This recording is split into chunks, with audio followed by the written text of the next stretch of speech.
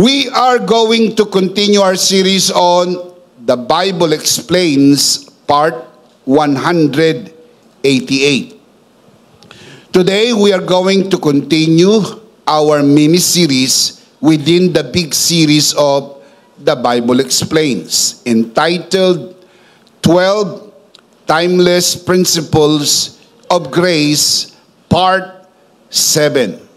One principle at a time, with life application, of course, at the end of our discussion.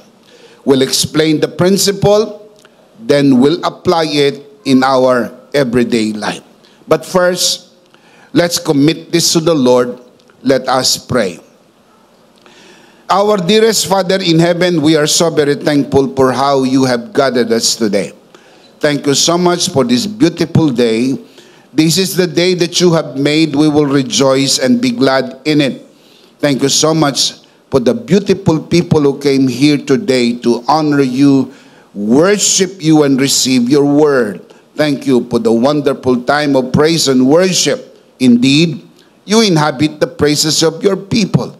And there is nothing in the world like this. So much joy and rejoicing in your presence.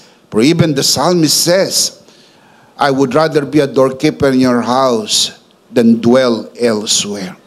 We commit to you this time, even this learning time.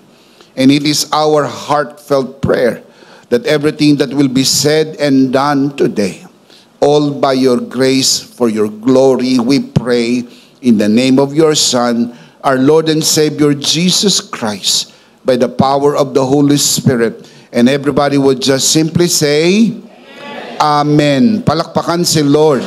Amen. Amen. We are halfway in our mini-series. We already talked about the first 6 timeless principles of grace. Today, we are going to add one more principle. But of course, before we proceed, we need to look at the first 6 principles we already discussed. Then move right away to principle number 7. You can see this on your screen. Timeless principles of grace. Number 1, rest in Christ's finished work. Number 2, live from your true identity in Christ. Number 3, align every decision with grace. Number 4, allow grace to guide your ambitions. Number 5, be generous the grace way. Number 6, speak grace-filled words. Today, we're going to add one more timeless principle of grace. Today, we're going to talk about principle number 7, keep the fellowship of grace. Again, keep the fellowship of grace. Fellowship is a gift of grace that strengthens, encourages, and builds us up in Christ. Dahil tayo ay na kay Kristo, napakahalaga po ng pakikisama o sa English, fellowship. We are not meant to walk this journey of grace alone, but together as members of one body in Christ, the community of grace. Hindi po ito solo flight. Sama-sama tayo. Walang iwanan. Kailangan po ang fellowship sa paglalakbay po natin sa buhay na ito. The gathering of believers is more than just an event. It is a divine opportunity to experience God's presence, grow in grace, and be refreshed by the encouragement of fellow kabiyaya. Tandaan, hindi ka po nag-iisa at hindi mo kailangan mag-isa. Tayo po'y bahagi ng katawan ni Kristo, lokal at universal. At dahil tayo po hindi solo, kailangan nating panatilihin ang kahalagahan ng fellowship. The word fellowship comes from the Greek word koinonia. Again, koinonia. Ang salita pong koinonia ay 19 na beses ginamit sa buong New Testament Greek. Ibig sabihin, mahalaga po ito. Ang root word ng koinonia ay koinos. Koinos literally means common. Kaya para magkaroon ng fellowship, you have to have something in common. Pag wala kayong something in common, walang fellowship. Kaya ang fellowship, koinonia, koinos, something in common. At sa community ng grace, the one thing that we have in common is the grace of God. Our fellowship is in the grace of God, and the principle is keep the fellowship of grace. Panatilihin, huwag pabayaan, pahalagahan, dahil hindi ka soloista. Ikaw ay bahagi ng korista. Ibig sabihin, para tayong choir, hindi ka soloista. Bahagi ka po ng kabuuan. Ikaw ay isang bahagi ng malaking larawan. Hindi ikaw ang malaking larawan, ikaw ay bahagi nito. At kapag ikaw ay nawala, mapapansin po ito pag tinignan ang buong larawan. Keep the fellowship of grace. Stay connected. Encourage others and experience the joy of growing together in the grace of God. Your presence matters. Your encouragement makes a difference. And your participation in the community reflects His grace in action. Hindi mo lang siguro masyadong napapansin, pero sa totoo lang, ang iyong pagdalo at nakikita kang dumadalo, nagiging pagpapala ka sa mga tao. Maaaring hindi ito verbal na nasasabi sa iyo, pero napupuna ka. And we are creatures of habit. Kaya madalas, meron kang paboritong upuan, meron kang paboritong lugar. Ikaw ay maaaring lefties o righties. Kung minsan madalas kang nauupo sa kaliwa, kung minsan naman nauupo ka sa kanan. Kaya kapag ka ikinalat na ni Bishop ang kanyang paningin, pansinado agad na wala ka. Kasi nakikita ka, lalo na ikaw ay madaling makita. Yung iba naman po, pilit na nagtatago. Doon lumalagay sa likod at kung minsan sa likod pa ng taong nasa kanyang unahan. Kaya kapag ka tinitignan siya ni Bishop, tumatago para hindi siya mapuna o kaya naman ay mapansin. Pero mahalaga ang bawat isa. Can you say amen? Palakpakan natin si Lord. Amen. Ikaw ay bahagi ng katawan. Meron kang 5 daliri. Hindi mo sasabihin hindi mahalaga ang bawat isa. Sapagkat isa man dito ang mawala, iindahin mo. Totoo, ng atin pong hinlalaki ay maaring pinakamalakas. Ito po ang pinakamalakas. Dahil ito po ang pinandidiin ng tamtax. Nakakita na ba kayo nagdiin ng tamtax, ginamit ito? O ito? Pero mahalaga ito. Maliit at payat, pero ito'y nakakapagpaluwag ng paghinga.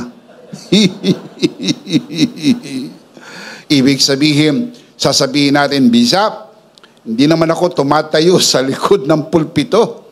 Hindi ako bahagi ng inyong programa. Ako'y attender lang. Uma-attend lang ako. Na wag mong sasabing attender ka lang. Ikaw ay bahagi ng katawan ni Kristo. Palakpakan si Lord. You are part of the body of Christ, locally as well as universally. Having said that, I want to share with you 5 life applications for keeping the fellowship of grace. Number 1, attend church gatherings regularly. Ugaliin po ang dumalo sa mga pagtitipon. Of course, ang iba ay merong dahilan. Hindi natin nais maging mapaghusga. Pero alam niyo po ang matandang kasabihan. Kapag ka gusto, may paraan. Kapag kaayaw, may dahilan. Maaaring hindi po ito eksaktong totoo para sa lahat ng tao dahil kailangan nating maging maunawain. Pero napansin niyo po sa mga tao ang katotohanan, kapag gusto nila, kahit pagod, nagagawa ng paraan. Pag gusto nila, kahit busy, napeplex ang schedule. Pag gusto nila, gagawan talaga ng paraan. Of course, you can only do so much. You cannot do everything. Merong talagang pagkakataon, kahit gustuhin mo, hindi talaga pwede in a given time. And we understand. And we do not need to be judgmental. Attending church gatherings regularly is more than just a commitment. It is a grace-filled opportunity to experience God's presence and be strengthened in our faith. Look at the scripture, Hebrews chapter 10, verse 25. Let us not give up meeting together as some are in the, what's the next word? Habit. That is why I use the word regularly. Because when it becomes a habit, you do it regularly. Right? Habit mong mag-brush your teeth. Do you do it regularly? Of course you do. Habit mong mag-take a bath. And that's why you do it regularly. Habit mo ang mag-breakfast. To some, may not be to all, kaya regular kang nagbe-breakfast. Habit mo ang hindi na kumain after 6. Kaya kapag after 6, hindi ka na kumakain regularly. You are a creature of habit. Kaya kapag nasanayan mo na ang magsimba, hahanap-hanapin mo talaga ito. Kasi bahagi na ng system ng iyong katawan. Kasi yan po ay naging habit. Kaya sabi po sa Bible, let us not give up meeting together as some are in the habit of doing. But let us encourage one another, and all the more as you see the day approaching. Kumbaga, lalo na kapag napapansin mong malapit na ang araw ng kanyang muling pagbabalik. Now, let's look at the same scripture sa the Living Bible. Now, look at this version. Let us not neglect our church meetings, as some people do, but encourage and warn each other, especially now that the day of His coming back again is drawing near. Mas malapit ngayon kaysa nung unang panahon. Nung unang panahon, malapit na. Mas malapit po ngayon. We are talking about the soon return of the Lord Jesus. Malapit na pong bumalik ang ating Panginoon. At sabi po ng may sulat ng Hebreo, lalo na kapag napapansin mo, malapit na ang kanyang pagbabalik, lalong wag mong pabayaan ang pagtitipon. When we gather, we not only receive strength from the Lord, but also offer support and encouragement to fellow believers. It's a mutual relationship in a fellowship. Hindi lang tayo receiver, also sharer. We share our lives. We share our talents. We share our resources. We share everything in a common relationship. Remember the word koinos. We have something in common. The early church understood this well. Now look at the scripture. Acts chapter 2 verse 42. Devoted themselves to the apostles' teaching and to, what's the next word? Fellowship. To the breaking of bread and to prayer. Nang ipinanganak ang simbahan, the church was born, Acts chapter 2. Then after the church was born, they, the believers, were so devoted in the word, the teachings of the apostles, and not only the teachings of the apostles, but also to the fellowship. Huwag natin pabayaan ang pagtitipon. Bahagi po ito ng prinsipyo ng biyaya. Tandaan po natin, ang sama-samang baga ay nananatiling mainit sa isa't isa. Pero ang inihiwalay mong baga ay manlalamig. Kaya kung pananatilihin natin ang ating fellowship, mananatili tayong mainit, maalab, maapoy, hanggang sa abutan tayo ng muling pagbabalik ng ating Panginoon. Amen. Praise God. The commitment of the early church to regular gathering built a strong community rooted in grace, where they thrived in their faith. Now listen, we are not meant to walk this journey of grace alone. Hindi ho yan ang design ng Diyos na maging solo traveler ka. You don't travel alone. Napansin nyo ito eh. Kahit anong sarap ng pagkain, pag nag-iisa kang kumakain, hindi mo ma-enjoy. Kahit anong ganda ng pasyalan, pag nag-iisa ka, hindi mo ma-enjoy. Kasi merong dalang enjoyment ang grupo, ang sama-sama. Kaya walang iwanan. Can you say amen? Let's do this together. Let's join our hands together. Let's keep the fellowship of grace. Why? We are not meant to walk this journey of grace alone. Fellowship is a gift that strengthens us and brings us closer as fellow sojourners. Hindi ka naglalakbay mag-isa. Mapalad ang may kasama. The Bible affirms the fact that two are better than one. Mas maigi ang dalawa. Hindi mo kayang painitin ang iyong katawan mag-isa. Pag natumba ka, may magtatayo sa iyo.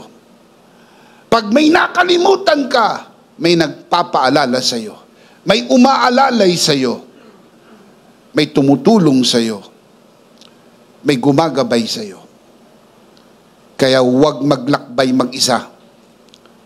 In fact, mapanganib ang maglakbay mag-isa. Sa paglalakbay natin sa buhay na ito, let us do this together.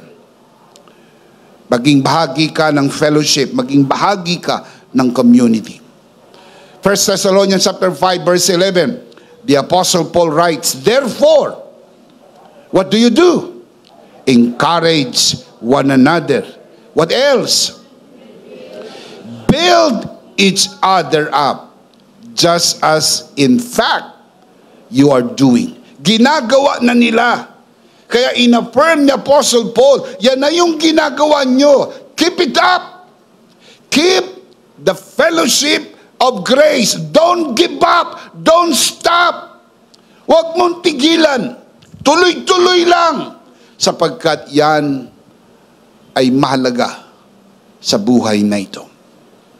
Number 1, attend church gatherings regularly. Number 2, life application. Participate and support your church. Ikaw ay makibahagi at sumuporta sa iyong iglesia, kung saan ka inilagay ng Panginoon. Marami pong simbahan. Ang bawat Kristiyano ay malayang makapili saan mang simbahan siya magiging bahagi.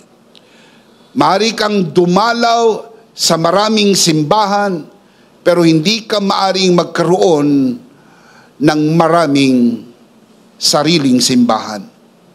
Iba yung home church. Pag tinanong ka, sino ang pastor mo? Meron kang pangalang babanggitin. Saan ang church ninyo? Meron kang pangalan na mababanggit. Hindi yung dyan, doon. Sinong pastor nyo?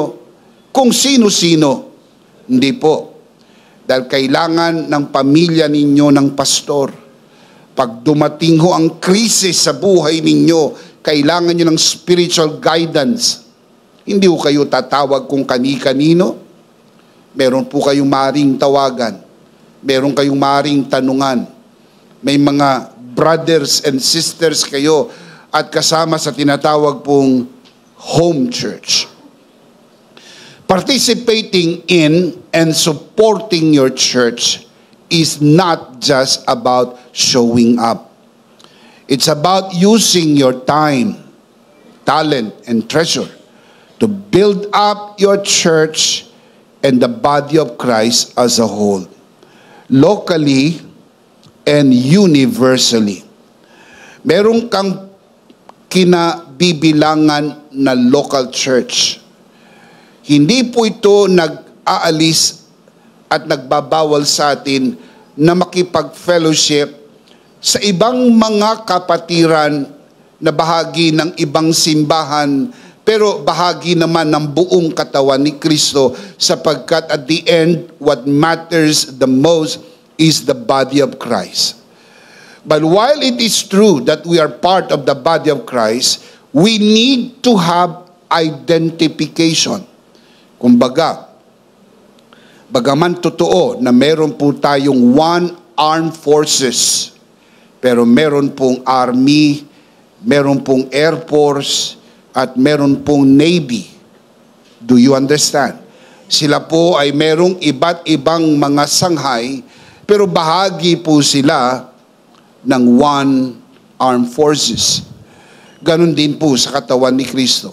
Tayo'y bahagi ng malaking katawan ni Kristo. At mayroon pong mga simbahang lokal at binigyan po ang bawat simbahang lokal ng mga misyon na kanilang gagawin. Kaya ho, pag nalaman mo na bahagi ka nung simbahan, alamin mo anong misyon ng inyong simbahan. Be part of that mission in whatever way you can. Using your time, talent, and treasure, you may be part of it, and you can even say honestly, kasali ako dyan. Kapag nagampanan na ng simbahan ng misyon, masasabi mo, naging bahagi ako niyan. at hindi lingid sa inyong kalaman ng The Lord's Community at ang EMI Ministry sa kabuuan. Ang atin pong vision ay Full Grace Philippines and Full Grace International. Hanggang may mga pagkakataon tayo at bukas na mga pagkakataon ay ginagamit natin ang mga ito upang masiguro na madala ang mensahe ng biyaya sa bawat bahagi ng ating bansa at maging sa ibang bansa. Bakit? Sapagkat yun po yung ibinigay sa ating assignment. Mag-provide tayo ng free education sa mga pastors and leaders and workers in the body of Christ. That is why we are doing it. Mahigit 500 simbahan na lokal ang connected sa EMI. At mahigit 1,000 mga pastor, leaders and workers ang connected sa EMI, and we are providing free education for them. Paano natin ma-provide po yun? Kung wala pong the Lord's Community na fully committed to do the mission that God has called us. That is why I can say this honestly from your bishop's heart. Kung dito po kayo dinala ng Panginoon, we are so very happy for you to be part of this family. And I may say, and I want to say this from my heart, let's do this together. Sama-sama natin itong gawin habang hinihintay natin ang pagbabalik ng ating Panginoon. Abutin natin ang buong Pilipinas at ang maraming bansa. Shout amen. We each have gifts to share. And when we use them, we build up the church and demonstrate God's grace in action. Yung grace, hindi lang po pinipreach sa likod ng pulpito, dinadala po ito sa iba't ibang sulok ng mundo. Marami pong malalaking simbahan, pero sila-sila rin po yun. They just enjoy their fellowship. Tanungin po natin, do they do the mission? Kasi pwede na lang nating gawin yon. Let's just do this together inside. But how about outside? People are dying by the hundreds, by the thousands, and even by the millions without having a chance to hear the message of full grace. Let's do this together. Can you say amen? Amen. Acts chapter 2 verse 44 to 45. Now look at this example. All the believers were together and had everything in common. Remember koinonia, koinos, the word koinos meaning common. Everything in common. What did they do? Selling their possessions and goods, they gave to anyone as he had need. Now the context of the early church is different from where we are right now, but the principle remains. Walang iwanan. Walang iwanan. Magtutulungan. Magsama-sama. Yung pong nangihina, palakasin natin. Yung nadapa, ibangon natin. Pasiglahin natin. Damayan natin yung mayroong pagdaramdam. Makigalak tayo sa mayroong kagalakan. Sapagkat yan po ang fellowship. Acts chapter 4 verse 32 to 36. All the believers were one in heart and mind. No one claimed that any of his possession was his own, but they shared everything they had. The context of this is the early church. With great power, the apostles continued to testify to the resurrection of the Lord Jesus, referring to the message of the finished work of Christ. What's the next line? And much grace was upon them all. Not just grace, much grace. Megas charis. Sumasagana ang biyaya ng Diyos. Yan po ang resulta. Kapag meron pong fellowship, walang naiiwanan. Lahat lumalago, lahat umuunlad, lahat sama-sama nai-enjoy ang pagpapala at pabor ng Diyos sa buhay. Amen. Amen. Kapag ang mga membro ay umuunlad at ang pastor ay naiiwanan, mayroong problema. Kapag ang pastor lang ang umuunlad at ang mga membro ay naiiwanan, mayroong problema. Kapag lahat ay hindi umuunlad, malaki ang problema. Pero kapag lahat ay umuunlad, sumasagana ang biyaya ng Diyos. Much grace. Shout amen. Look at verse 34. There were no needy persons among them. From time to time, those who owned lands and houses sold them, bought the money from the sales, and put it at the apostles' feet, and it was distributed to anyone as he had need. Now, you need to understand the context. Yan po yung early church. Malaki na po ang pagkakaiba ng context nila at ng context natin. Maaring iba na po ang pamamaraan ngayon. Dahil nung unang panahon, pag ikaw ay follower of Jesus, pine-persecute, inaalisan ng trabaho, inaalisan ng kabuhayan, kaya yung simbahan, sinusuportahan po yung mga believers na nausig. Sila pong inalisan ng trabaho, sila pong inalisan ng kabuhayan.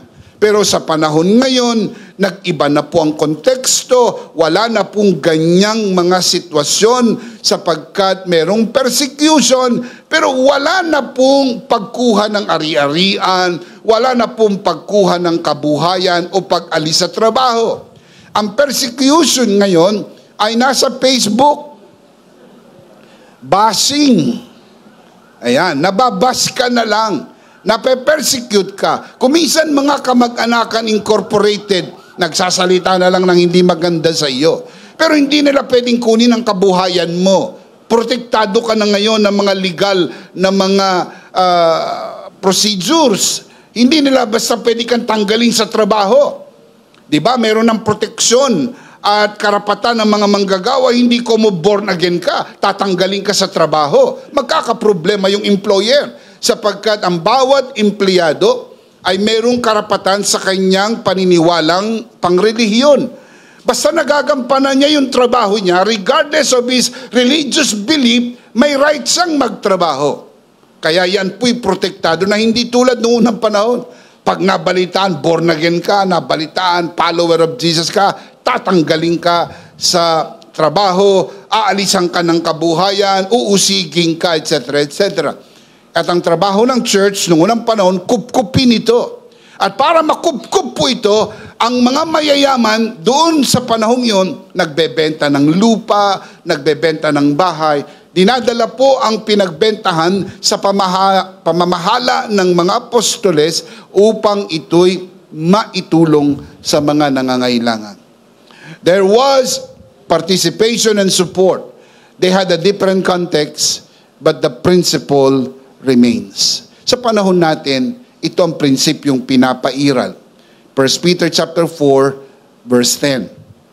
Each one should use whatever gift he has received.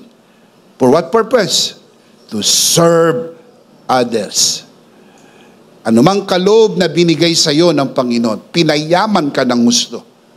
Pinaunlad ka ng gusto. Hindi ba sumagi sa isip mo, sa dami ng kayamanang nakuha mo, ni hindi mo mauubos, mamamatay ka at mabubuhay at mamamatay kang uli, hindi mo mauubos. Has it ever dawned on you why God has blessed you so much? So you can be a blessing to others as well. So tanungin mo ang Panginoon, in what way, Lord, I can use this so much blessing na pwede ko pong maging paraan para maging pagpapala naman ako sa iba. Look at the next line. Faithfully administering God's grace in its various forms. Now look at this from the Living Bible, so beautifully worded. God has given each one of you some special abilities. Be sure to use them for what purpose? To help each other. That is what fellowship is all about, helping each other. Passing on to others God's many kinds of blessings. Kapag visitor ka, wala kang responsibility sa bahay na iyong dinalaw. Pero kung ikaw ay membro ng pamilya, you have the privilege and the responsibility as well. Because you are part of the family. Can you say amen? Ephesians chapter 4 verse 16. Hindi po tayo bisita sa katawan ni Kristo. Tayo po'y bahagi ng katawan ni Kristo. Look at the verse. From Him, the whole body, referring to the church, the whole body joined and held together by every supporting ligament, grows and builds itself up in love. Look at the next line. As each part does its work. May parte ang bawat isa. Hindi ho lahat tumatayo sa likod ng pulpito. Pero hindi ho kinakailangan lahat ay tumayo sa likod ng pulpito. Pero bahagi ka ng gawain ni Kristo. Kapag nanonood kayo ng movie at masyadong maganda yung movie na napanood nyo, ilan lang ang nakita nyo sa movie. Pero pagkatapos ng movie, makikita nyo po yung tinatawag na credits. Nakasulat lahat ng pangalan ng nagtrabaho sa likod ng kamera para makapag-produce ng magandang movie. Do you understand that? Same with the work of God. Maring hindi ka nakita sa litrato. Maring hindi ka nakita sa harapan. Ilan lang ang nakikita sa litrato, ilan lang ang nakikita sa harapan. Pero it is important to highlight the fact, hindi ito ginagawa ng iilan. Pinagtutulungan po nating gawin ito sapagkat isa tayo sa gawain ng paglilingkod. Can you say amen? Palakpakan si Lord. Let's do this together. Number 2, participate and support your church. Number 3, think of your church as your family. Na hindi po lahat ganyan ng mentality sa church. That's why they can easily brush it off. Kasi iba ang kanilang pananaw sa church, parang group lang, parang Lions Club, parang Tigers Club, parang Hello Kitties Club, parang ganun lang. You may want to join, then bago naisip ko, parang ayoko na. Hindi po. I'll show you the scripture. Everything is in the Word of God. But before I do that, listen to this first. You are blessed with a physical family. But in Christ, you are also blessed to have a spiritual family, the church. Ang tawag po sa church, spiritual family. You also have spiritual family. Together, we grow in grace, encourage one another, and walk in God's love as one big family in Christ. Are you in Christ?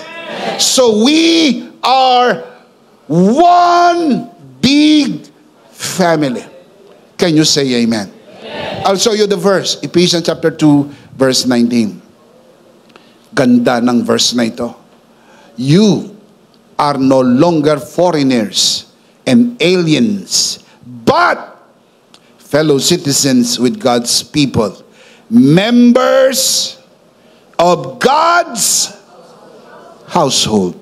Household meaning family. You are members of God's family. Now look at this from today's English version. Same verse. So then, you are no longer strangers and foreigners, but fellow citizens with God's people, members of the family of God. So you are not a visitor. You are not a tourist in the body of Christ. You are a member in the family of God. Can you say amen? As a household of faith, we are brothers and sisters in Christ. And our relationships within the church are to reflect that of a family.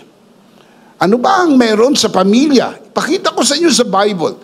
This is what the church is all about. It is not an organization. It is not just a group. It is a family. 1 Timothy chapter 5 verse 1 and 2. The Apostle Paul writes, do not rebuke an older man harshly, but exhort him as if he were your father. So sa church, iginagalang ang matatanda. Kung sila nagkamali, ituwid, pero huwag hiyain. Lalo na sa panahon ngayon na minsan ang mga pastor ay mas bata pa sa miyembro. May mga miyembro pong mga matatanda na. At kung minsan kung umasta yung mga batang pastor ay parang sila ay kay galing-galing at nawawala ng galang sa mga matatanda. Sabi ni Pablo, hoy, pastor. Sino ba sinulatan niya? Si Pastor Timoteo. Sino ba si Pastor Timoteo? Batang pastor. So sinabihan niya, hoy, Pastor Timoteo, igalang mo ang matatanda. Kung paanong sa bahay, iginagalang ang matatanda, sa simbahan, igalang nyo rin ang matatanda. Kung mali, ituwid, pero huwag hiyain. Now, look at the next line. Treat younger men as brothers.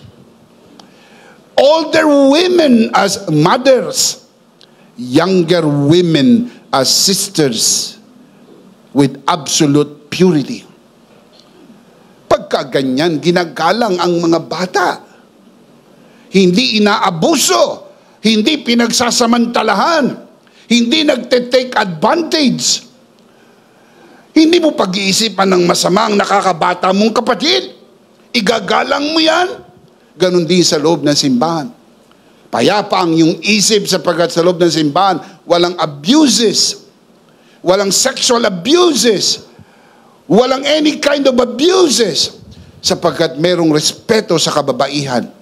May paggalang sa mga nakakatanda. Tanungin ko po kayo, totoo po ba yan sa physical family? Come on, answer me. Dapat po ba yan sa isang physical family? Yes. Kaya kita ninyo, pagka nagkakatipon-tipon, yung mga bata sinasabi, oh, magmano kayo sa tito nyo, magmano kayo sa lolo ninyo.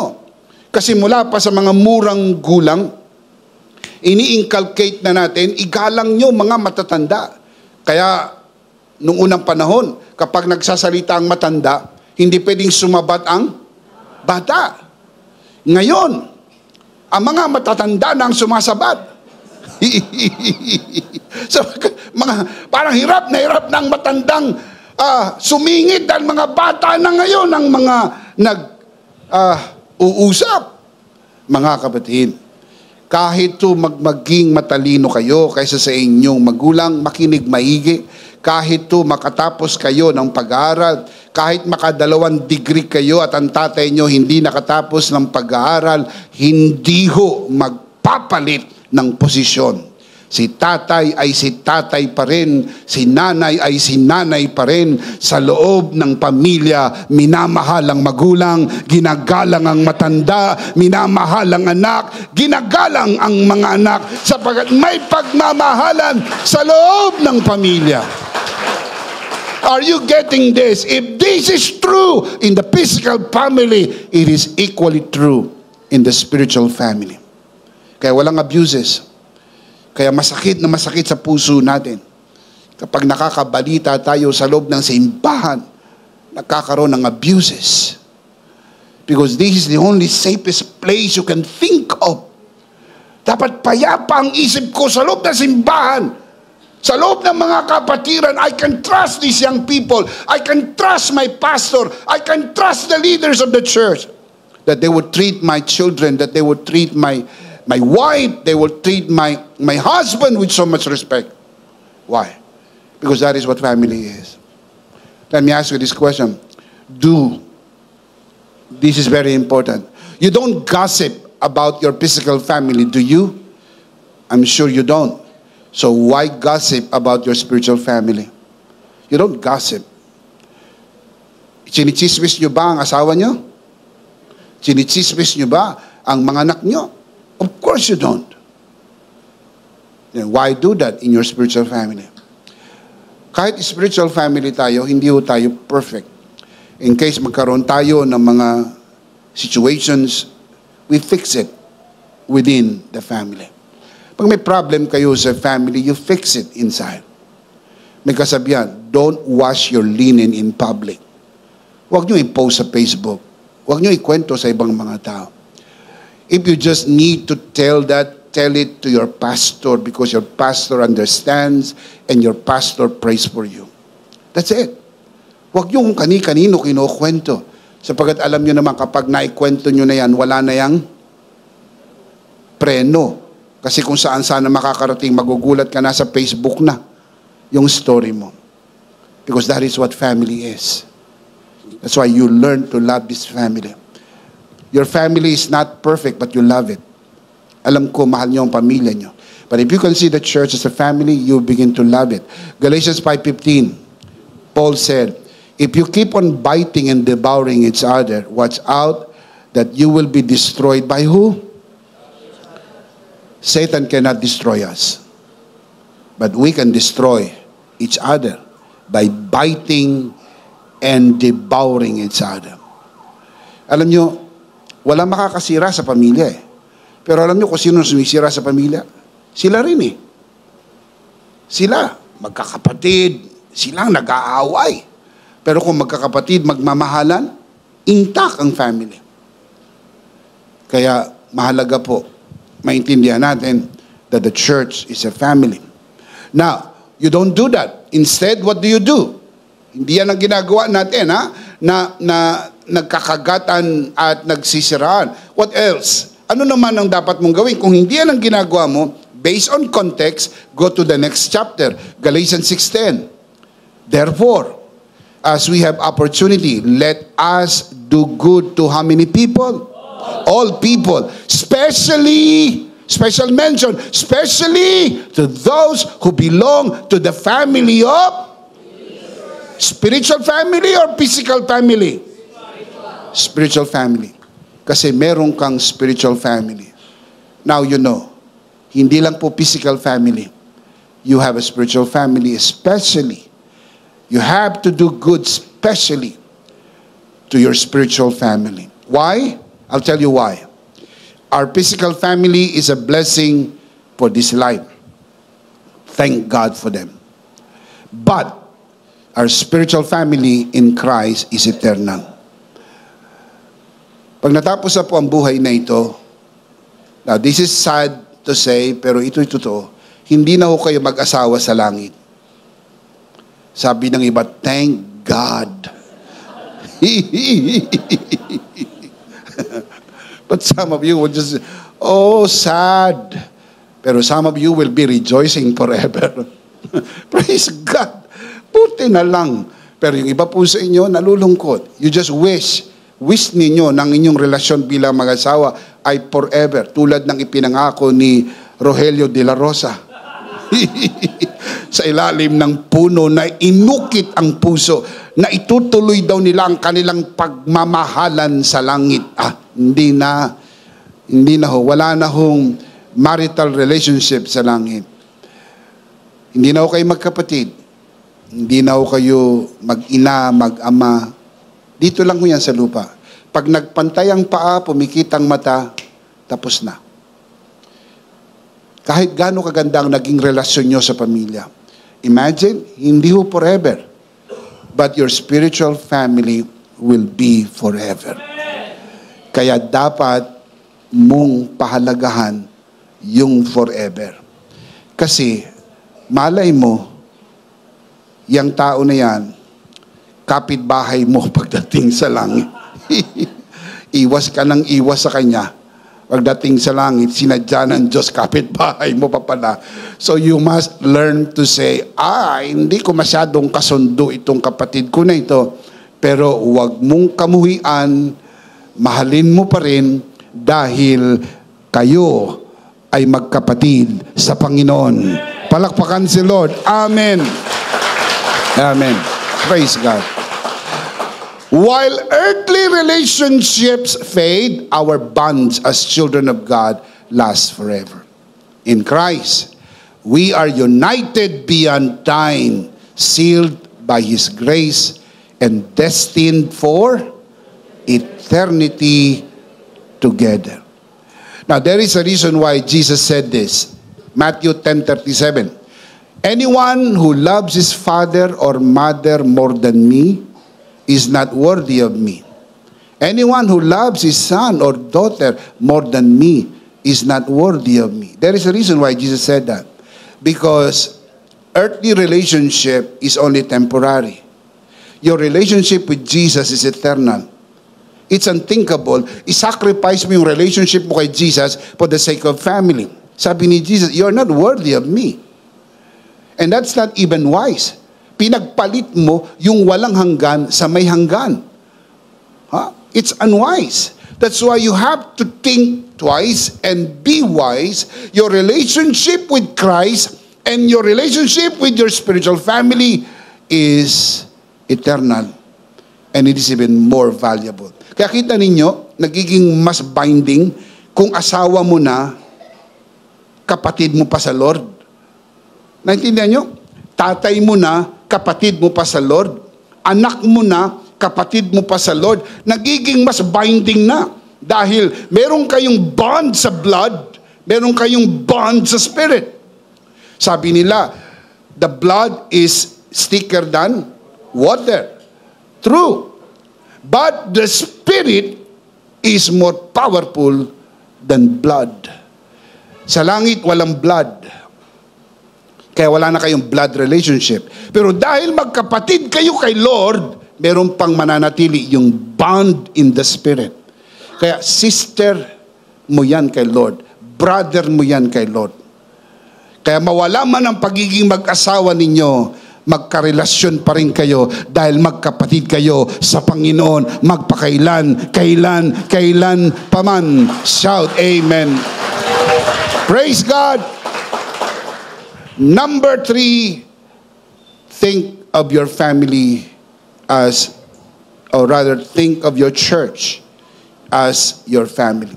Number 4, I'm starting to close.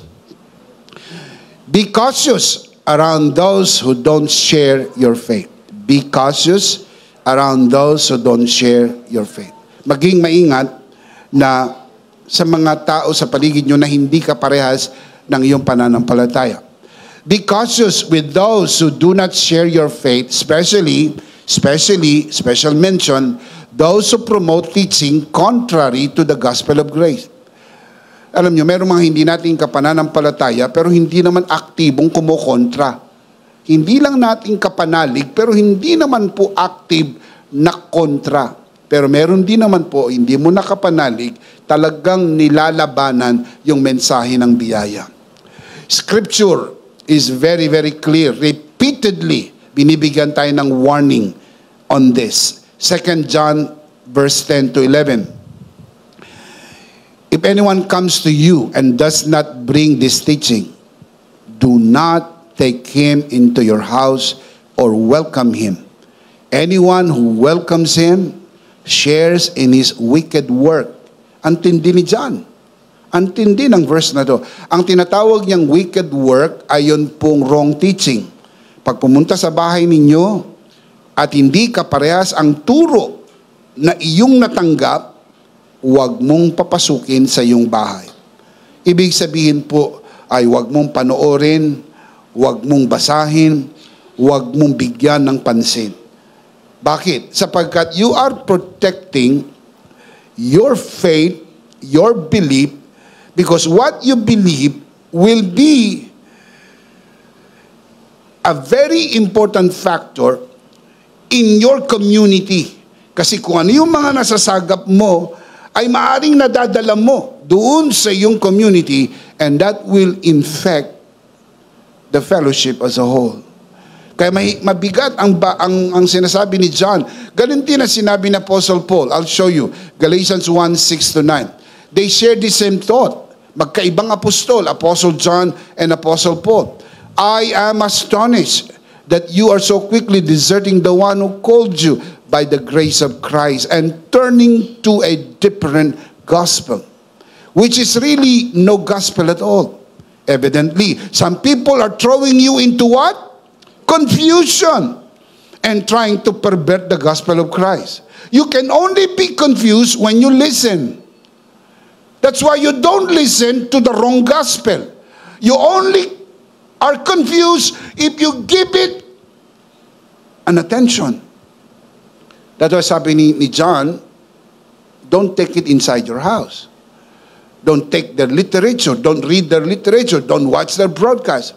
At kung kumakatok sila sa bahay ninyo at gusto nilang mag-Bible study, gusto nilang mag-share, sabi nyo, pasensya na ho. Meron po kaming kakaibang paniniwala kaysa po ng sa inyo, hindi po kami tumatanggap ng iba pong aral.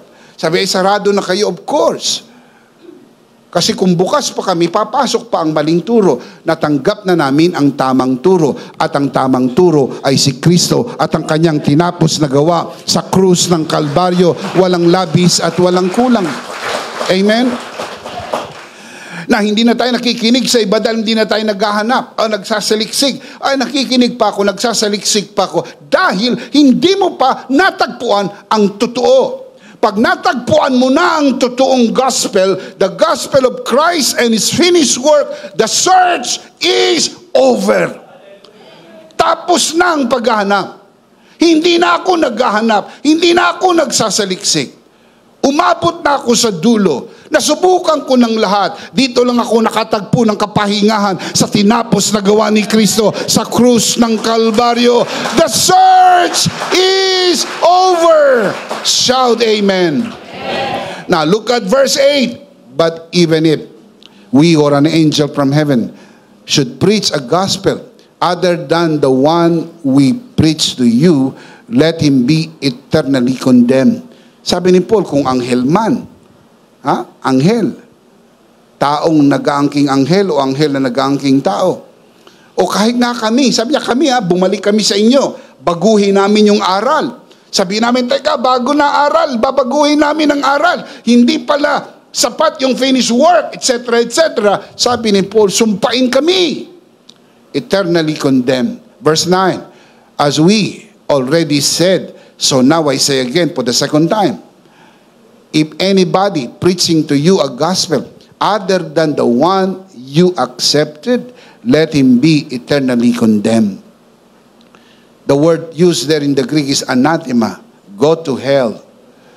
You don't give the wrong gospel a chance. You just close the door. Kapag sinabi nila may ibang gospel, close the door, sapagkat that is how you keep the fellowship with grace. Now, I wish I had even more time to fully develop that. Pero in-address po natin yan sa ating mga writings. You can see this on your screen. Meron po ko'y sinulat na e-book, ang title, The Clear Contrast Between Full Grace and Mixture, Part 1 and Part 2. In-address ko po rito yung problem ng mixture. And that is a real problem in the community. Meron din po ako sinulat, ang title po ay The Deceit of False Grace. In-address ko naman po dito yung problem ng inclusionism and universalism, which is also a problem within the grace community. Napagkakamalan din sila na kasama natin, pero hindi po natin kasama ang inclusionism and universalism. Pero meron silang shade ng grace. That's why you have to be very careful. It is important to be extra careful unmasking the deceit of inclusionism and universalism. Ang pinaka-latest po na nirelease po nating material ay The Danger of Wrongly Dividing the Word. This is exposing the danger of RD religion. RD religion, yung po yung rightly dividing religion. May mga tao po nakagawa ng religion out of RD, rightly dividing. Walang problem sa rightly dividing, but if you make religion out of it, na kayo na lang ang tama, ang lahat ay mali, and because of that religion, that is cultic in its very nature. Now, I wish I have even more time to fully develop that, but I suggest get these materials, read them thoroughly, sapagkat yan po ay mahalaga. Aware tayo sa mga nangyayari sa ating kapaligiran, because it is important to keep the fellowship with grace. While we are called to love all people and share the message of grace, we must be discerning about the voices we listen to and the teachings we accept. Careful. Protect the purity of the gospel of grace in our lives by being cautious with those who may lead us away from the truth. What do? Surround yourself with those who share your faith in Christ and the sufficiency of His finished work, and who encourage you to grow in God's grace. Paligiran mo ang iyong mga tao, makisama ka doon sa mga kaparehas ng iyong pananampalataya. Doon sa kapag pinag-usapan natin si Kristo at sa kanyang tinapos na gawa, we all share with so much joy. Kasi yun po ang pinakamahalaga. Wala nang mas mahalaga. Any relationships are temporal. Friendships are temporal. Physical family relationships are temporal. Only your relationship with Jesus and with your brothers and sisters of the same faith is eternal. Be cautious around those who don't share your faith. Finally, I'll close with this. Number 5, stay united in the message of the cross. Stay united in the message of the cross.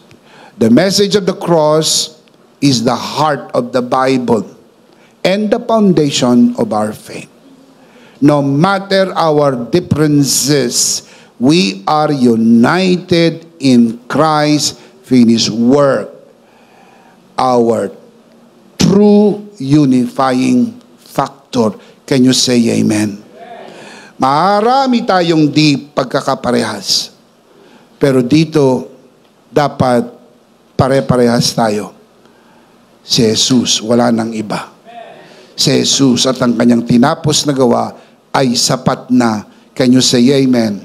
1 Corinthians 1:18, the Apostle Paul writes, "For the message of the cross is what? Foolishness to those who are perishing," referring to the unbelievers. "But to us, believers who are being saved, what is the message of the cross? Please tell me." It is the power of God. Let us stand firm in this truth, because the message of the cross is the power of God. We can agree to disagree without being disagreeable on matters that do not affect eternal salvation. The message of the cross matters because it determines your eternal salvation. That is why it is the one and only thing that matters. Kaya nating maggalangan, kaya nating magunawaan, kaya nating magparaanan. Huwag nyo lang kakantiin Huwag nyo lang kakantiin si Kristo at ang kanyang tinapos na gawa. Dahil ito ang sentrong mensahe ng Biblia. Ang lumang tipan ay hula sa pagdating ni Kristo. Ang bagong tipan ay istorya ng dumating si Kristo. Ang buong Biblia ay tungkol kay Kristo at sa kanyang tinapos na gawa. Dahil sapat na ang tinapos na gawa ni Kristo sa krus ng Kalbaryo. Palakpakan natin ang Panginoon. Amen. Amen. There is a reason why the Apostle Paul penned these words. Galatians 6:14, may I never boast except in the cross of our Lord Jesus Christ. Ito lang ang ipinagyayabang ni Apostol Pablo. Wala nang iba. May I never boast except in the cross of our Lord Jesus Christ, through which, referring to the cross, the world has been crucified to me and I to the world. Paul was simply saying, nothing is more important to me than the message of the cross. The message of the cross is the most important thing in the world. That is why that is the one and only message we are bringing to the whole nation and to the nations of the world. EMI is connected with over 500 churches and more than 1,000 pastors here and abroad. The only thing that unifies us, despite our many differences, is the message of the cross. Hindi po ba kayo nagtataka kung bakit sa dami ng simbahan, iba't ibang pamamahala, iba't ibang paniniwala, iba't iba ang mga pastor, pero pagdating sa mensahe ng krus, magkakaisa tayo. Because that is the only thing that unites us.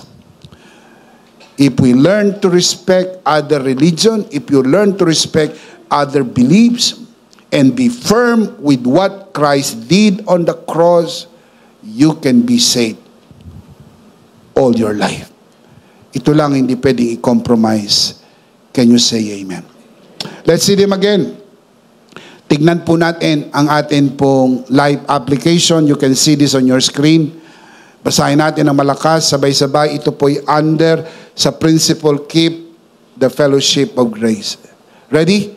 Basahin natin, malakas, sabay-sabay. Number 1.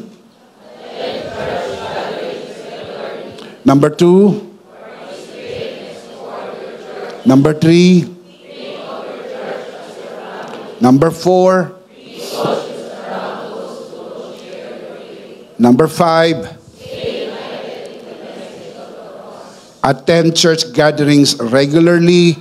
Participate and support your church. Think of your church as your family. Be cautious around those who don't share your faith.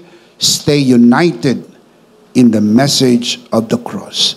The big idea is, in Christ, I love my spiritual family. Can we say that from our heart? What is the big idea? In Christ, I love my spiritual family. In Christ. Are you in Christ? You love your spiritual family. Do you? Palakpakan natin ang Panginoon. Praise God. Amen. Of course, we do not want to end this broadcast without giving you the opportunity to receive Jesus today, be saved, and be part of this beautiful spiritual family. Kung nais mo tanggapin ang Panginoon sa iyong puso, bilang Panginoon at sarili mong tagapagligtas, itaas mo ang iyong dalawang kamay, manalangin tayo ng pagtanggap. Samahan po natin ang ating mga bisita, taas natin ang ating dalawang kamay, tayo po'y manalangin. Let us pray. Sumunod tayo sa panalangin ng pagtanggap. And if you will do this for the first time, ariin mo ito na isang personal mong panalangin. At kung tinanggap mo na ang Panginoon, hilingin ko sa mabuti mong puso, samahan natin ang ating mga panauhin dito man sa bulwagan at maging sa mga nanonood sa broadcast. Manalangin na po tayo. Panginoong Jesus, ako po'y makasalanan. Hindi ko po kayang iligtas ang aking sarili. Ako'y mapapahamak. ng hiwalay sa iyo. Narinig ko po ang mabuting balita. Ako po'y naniniwala. Tinatanggap kita sa aking puso bilang aking Panginoon at aking tagapagligtas. Salamat po, pinatawad mo na ang aking mga kasalanan. Isinulat mo na ang aking pangalan sa aklat ng buhay. Sa pangalan ni Jesus. Amen.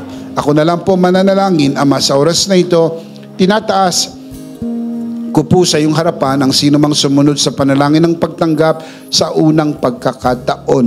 Pinagkakatiwala po namin sila sa iyong kagandahang loob na sila'y lumago sa biyaya at sa bagong natagpuang pananampalataya sa pangalan ng Panginoong Hesus. Tayong lahat ay magsabi ng Amen. Palakpakan si Lord. Praise God. Amen. Amen. Doon sa mga tumanggap sa Panginoon, binabati po namin kayo. Welcome to the spiritual family of God. Palakpakan si Lord. Welcome! We're so happy to have you in the family. Can you say amen? Of course, dahil tayo po ay pamilya, tayo po ay sama-sama nadudulog sa hapag ng Panginoon para maging bahagi ng banal na komunyon. Kunin po natin ang atin pong communion elements and let's do this together, mga kabiyaya.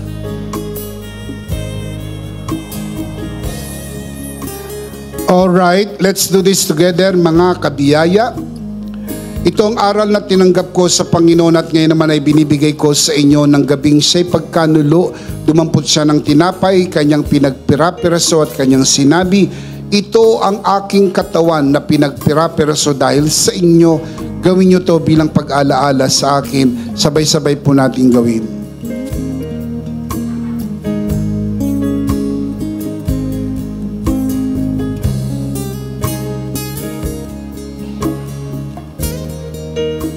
Gayon din naman matapos maghapunan ng kanyang hinawakan ng saro at kanyang sinabi, ito ang saro ng bagong tipan na pinagtibay ng aking dugo. Gawin niyo to bilang pag-alaala sa akin. Sabay-sabay po natin gawin.